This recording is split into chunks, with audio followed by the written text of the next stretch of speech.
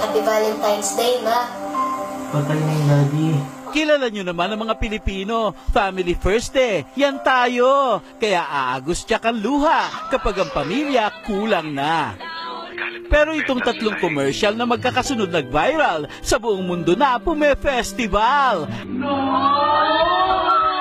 International din pala ang pagka-hopeless romantic. Kasi yung na-friendzone na pogi, mga foreigners, hindi rin matake.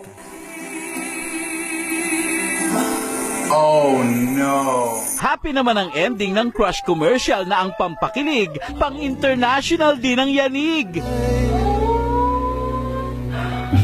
Pero ang matinding pasabog sa mga nag-preview na may vlog, yung date episode talaga ang kumabog.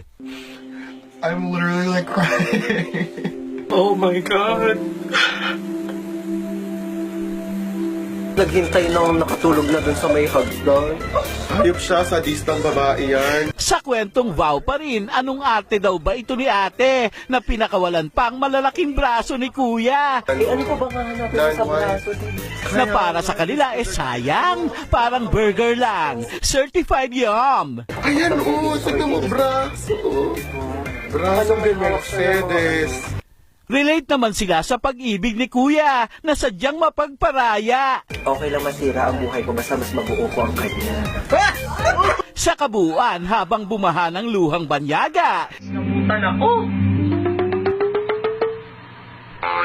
Ibahin natin ang Pinoy. Binaha ang ilong na binalingoy-ngoy. Mark Logan, ay si Mami, kinilig sa kwentong crush. Si Mami, ganun pala kapag kinikilig, parang mangkukulam lang ang peg.